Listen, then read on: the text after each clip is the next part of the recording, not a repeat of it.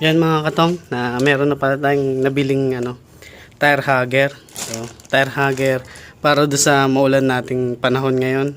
Tag-ulan kasi ngayon mga katong, nakakatamad maglinis-linis. Yan, nilinis ko lang konti ito mga katong. Nahirapan din akong maglinis. Kaya bumili na rin ako ng tire hugger para medyo konti lang yung pagpasok dun sa loob ng makina. O dyan sa yung sa crankcase na yan mga katong. Ito yung binili natin mga katong. Ewan ko kung pwede pa to mga katong tong mud flap ba to mga katong. Ito mud flap para dun sa ayan, doon sa engine natin, yung cover ng engine. Yan sa crankcase. Yan.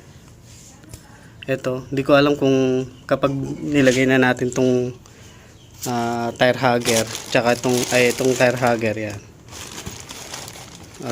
Okay pa. Tingnan natin mga katong.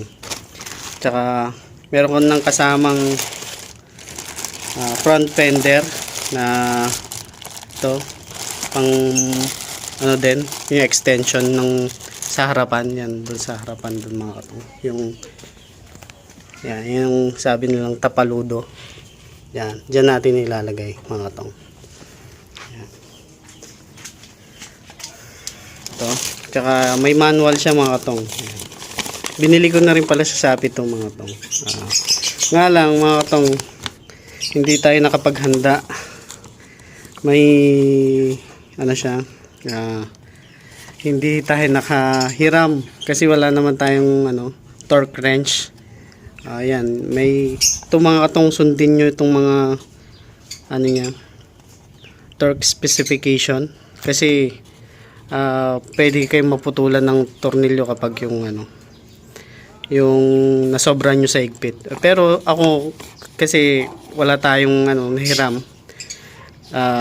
tatansyahin na muna natin kasi ayun, wala nga tayong torque wrench mga katong. Ito, naka-indicate naman dito kung ilan yung Newton meter. Yan. Labo yata. Yan. Pero hindi siya English mga katong. Thailand, Indonesian. Ewan ko kung Thailand o Indonesian to. Yan. Kaya na yan, may mga torque siya. Yan. Sa atin ngayon mga katong, itatansya natin. Hindi ko naman ina-advise na tansyahin na lang yung torque nya. Pero kung maaari, gamitin nyo yung torque wrench para sa mga tornilyo. Ayan. Pero yung ipapakita lang natin mga katong, yung kung paano natin ikakabit lang. Hindi natin matuturo yung pag-torque. Ayan mga katong. Tsaka ito, may tornilyo, may mga spacer, washer, mga kasama. Ayan. Yan. Baklasin na muna natin itong tambutso. Ito kailangan torque talaga doon sa sa exhaust manifold, yung dalawang nut doon o yung stud. Ayun, nababali yun mga katong. Kaya kailangan natin na torque talaga doon na mas mano. Ayun nga, ang natin tansya lang natin ngayon. Tansyameter. Para hindi kayo maputulan. Ito, magtatanggal tayo ng tambutso o muffler. Luluwagan natin itong mga itong para makapasok yung mudguard na mailalagay natin. Yan mga itong, paklasin na muna natin. Mga itong, meron tayong 1/4 drive na pantanggal sa tambutso natin dun sa exhaust manifold. 12 mm pala yung sukat nung yun yung nut doon. Nut pala yung nakalagay doon mga katong. Yan, tatanggalin natin. Gamit lang natin tong 1/4 para hindi natin mapuwersa mabuti. Kung 1/2 drive yung gagamitin natin, masyadong try lang natin tong 1/4 drive. Yan sa ilalim mga katong.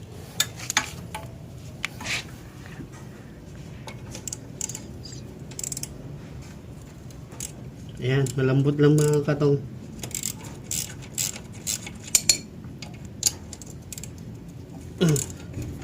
Yun, mabait mga katong. Kaya, kaya tong 1/4 drive na pantanggal. Oop. Ayan. Ito, 1/4 drive yung gamit.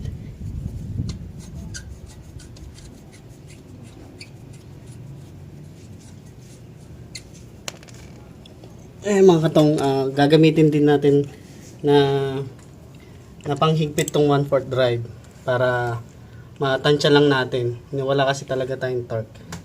Ito dito naman tayo mga katong, para matanggal na natin. Mababa na mga katong.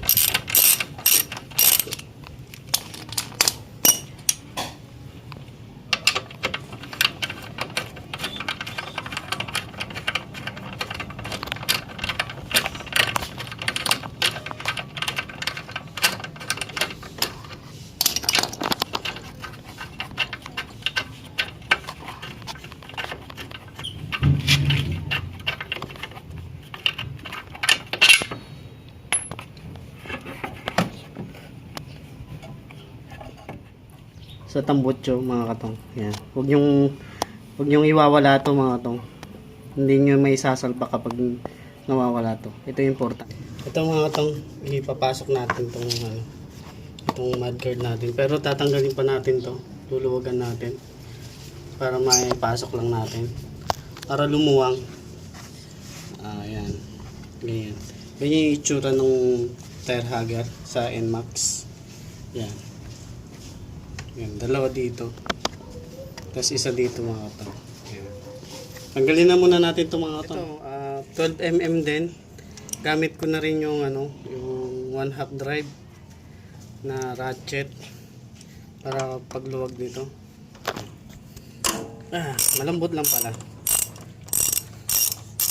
Pero yun nga, ina-advise ko talaga mga katong, kailangan natin ng torque wrench. Ito, tensiometer, kung naririnig nyo sa mga wala lang naman yung expression lang ng mga mekaniko yung mga. Pero kadalasan tinatansya na lang yung mga tornilyo kung wala talaga silang torque wrench.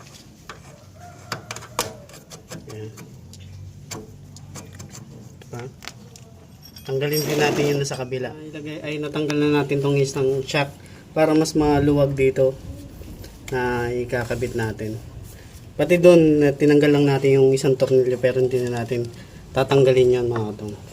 Ito na lang para mas madali para may pasok natin na ito lang isang tatanggalin nyo. Dito tayo.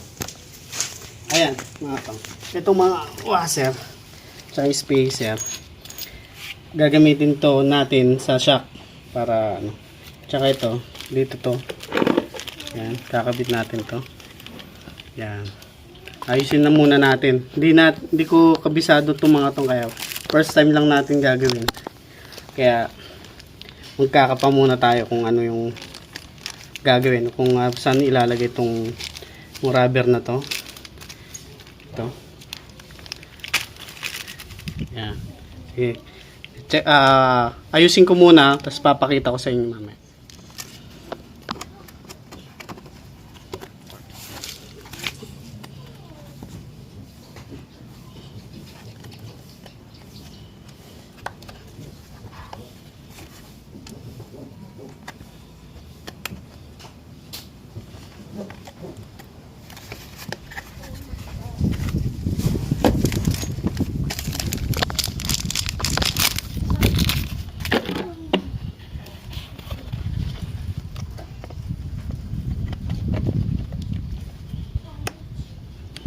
Ayan mga tong, kinakabit na natin.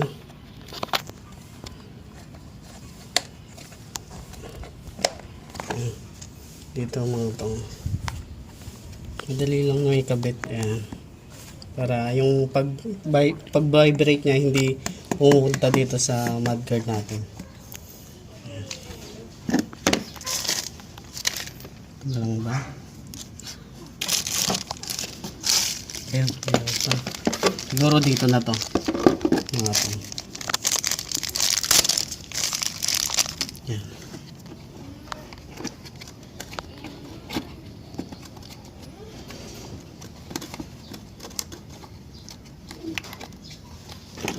Ito.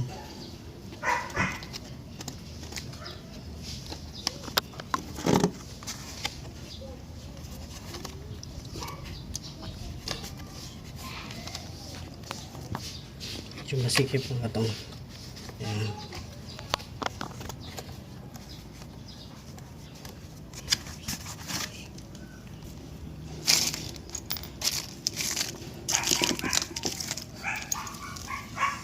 Ayan mga tong, may binili na rin ako ng washer pero mukhang ordinary lang. Siguro lalagyan natin ng spacer para doon sa mahaba kasi itong tornilyo, baka tumama doon sa mags natin. Baka sakali lang naman mga tong. Ordinary ko lang. Pero mas maganda sana stainless yung bilhin nyo. Kasi ito ordinary. Hindi natin nakalain na ganito. Kailangan pa pala ng washer. Ayan. Tingnan natin kung hindi na lalagyan o lalagyan pa natin. Itong mud flap na to, ikabit na rin natin kahit matakpan na nung mud guard. Ilagay na natin. Sayang rin naman. Ito, dito natin ilalagay. Dito. Yan. May dalawang clip. Yan. Medyo mahirap lang tanggalin kasi nga nandun sa loob yung tanggalan niya. Pero kailangan itulak nyo muna. Itulak nyo na lang para matanggal nyo rin. Tsaka ginunting ko mga tong kasi tingnan nyo kasama pala yun nandun sa kabila. Pero ginunting ko na. Ito katulad nito. Kasi hindi siya kasama. Ginunting ko na lang. Yan. Try na muna natin kabit. Yan. Kabit na pala natin yung mud flap. Mukhang maganda naman mga katong. Ito. Kasama siya dyan mga katong. Ginunting ko na lang ito para may cover pa rin siya sa gilid kapag yung kasi magkasama pala yon, kaya ginunting ko na lang. Yan. Mukhang maganda naman. Ayan. Yan. Kabit na muna natin yung mud guard. Ayan. Ayos na natin. Ganito lang. Yan. Kabit na muna natin. Ito mga katong. Ganito mga katong. Ipasok nyo lang ng paganto para mas madali yung maayos. Ayan mga katong. Ayan. Ayan. Tingnan mo yun. Ayan. Hindi nga nakita. Sayang naman mga katong. Pero okay na yan. Kaysa hindi natin ikabit. Sayang naman. Nabili na rin natin mga katong. Nilagay na natin itong shock. Tapos ito, tornilyo. Itong tornilyong bago. Hindi na siya pwede dun sa tornilyong luma mga katong. Ayan. Ito mga katong. Ito yung luma. Kaya ito na lang yung lalagyan pa natin ng washer. Pupunta dito. Ayan. Ito na natin. Medyo. Ayan. Ito. Medyo mahirap mga katong. Tsaga-tsaga lang. Angat-angat nyo lang.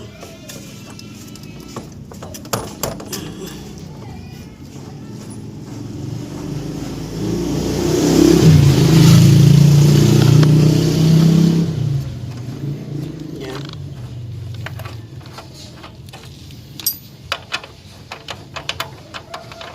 Tingnan natin kung tatama. Pag tatama siya mga katong, lagyan pa natin ng washer.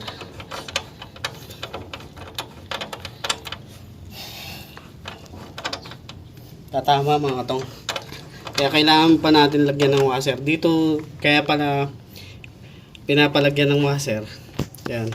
Medyo mahaba yung tornilyong ikakabit natin. Siguro, lagyan natin ng 5 para dito. Kaya kapag kakabit nyo ng mga tong, bili na kayo sa mga shop, sa mga motor shop o kaya sa auto supply. Doon yung mga tornilyo. Siguro lalagyan na natin ng 5. Yan, para medyo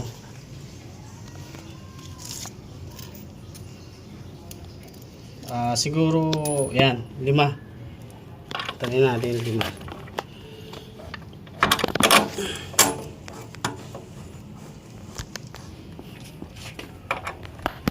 Medyo mahaba pala yung ikakabit nating bagong tornilyo mga katong. Kaya pero mas maganda stainless na yung bilhin yung washer. Kung may stainless man, bilhin nyo na kasi nangangalawang yung nabili kong tornilyo.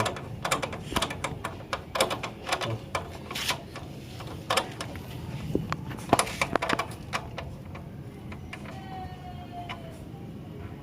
yan. Medyo may ano siya.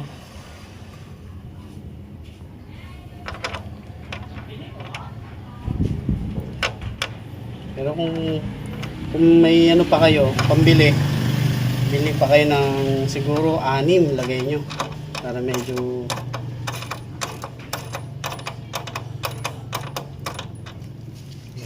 tsaka ito mga tong yung nut nya doon sa ano gilid ay doon sa malapit sa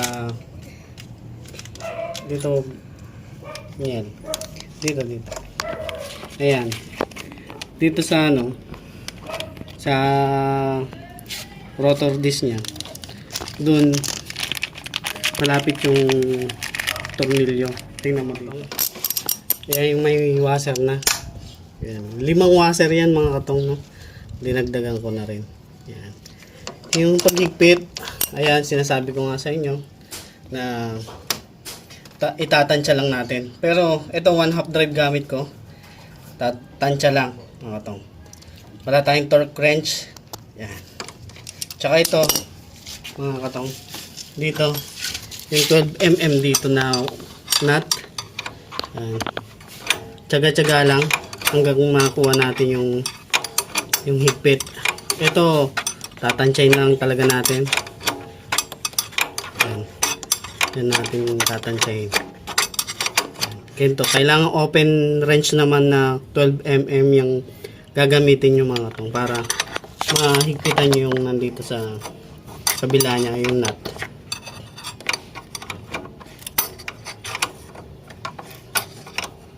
Yan mga katong, ito huling kakabit na lang natin dito sa mudguard natin.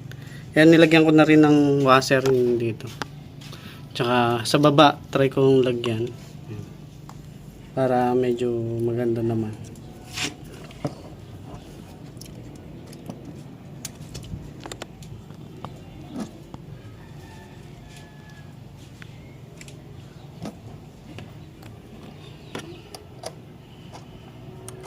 Yan mga katong, nilapat ko na tong tambutso. Bigla kasing umulan mga katong, kaya napabilis namin yung pagkalagay ng tambutso. Hindi na namin napakita. Pero ito, higpitan ko pa rin ng 1/4 na 12mm. Oh, 10 pala ito. 12mm na sukat. Yan. Tapos yun, sabi ko nga sa inyo mga katong, mainam na gumamit kayo ng torque wrench sa paghigpit ng mga tornilyo dito sa NMAX natin para maiwasan natin yung pagkaputol o ma-lost thread yung mga tornilyo natin o nut. Pero ako, yun nga, hindi ako nakahiram, wala akong ganun na torque wrench, kaya ito gagamitin ko tong 1/4 drive na para dun sa nut natin dun sa tambutso mga katong. Yan. Ito yung 14mm na yan, tatansyahin lang natin mga katong. Pitan na natin yung 1/4 drive.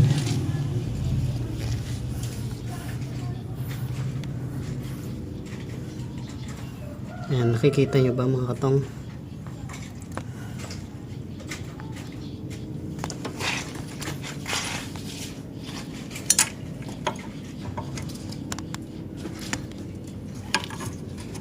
Ito.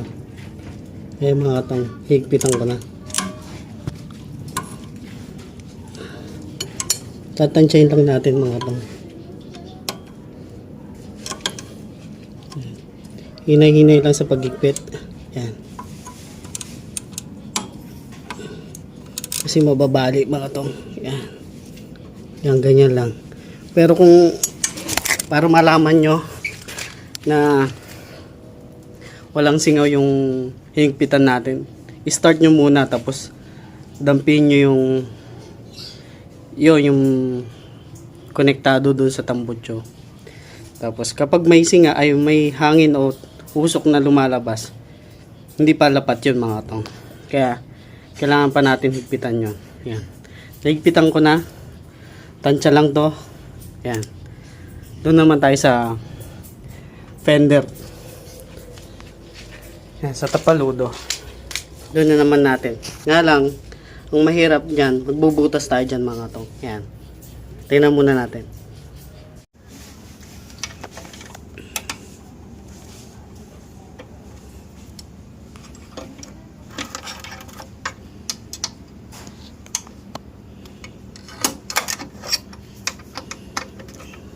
Madali lang mga tong pagtanggal ng tapaludo.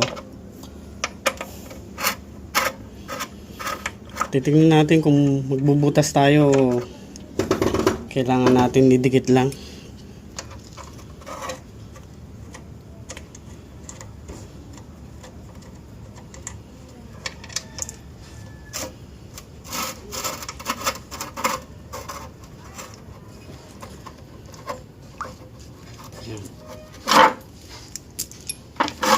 Yan, madali lang pala mga katong.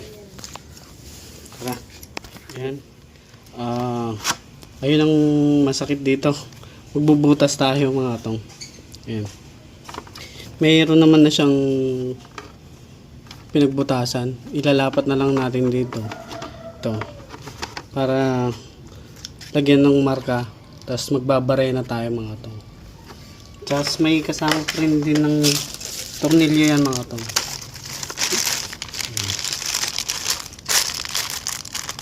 Kasama na siya. Kailangan talagang magbutas. Pero ganoon talaga. Kailangan natin magbutas. Kaya mga tong. Butasan na muna natin.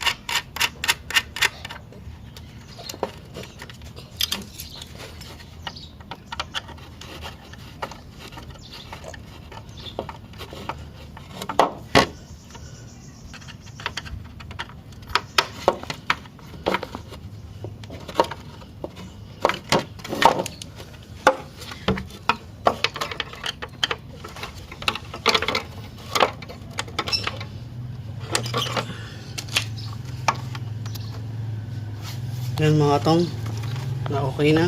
Ikabit na natin. Kung matibay naman. Nga lang, hindi, medyo pangit. Pangit, halatado yung pagkabutas. Pero okay na yan. Palitan na lang natin ng mas maliit na tornilyo mga katong. Yan, mga katong, kabitan natin. Yan mga katong, kinakabit na natin. Tingnan nyo mga katong, kung gaano ka, maganda naman, nga lang, yung pangit doon, magbubutas tayo eh. Wala, no choice talaga, kailangan natin magbutas. Pero, okay naman mga katong. Ang ganda naman.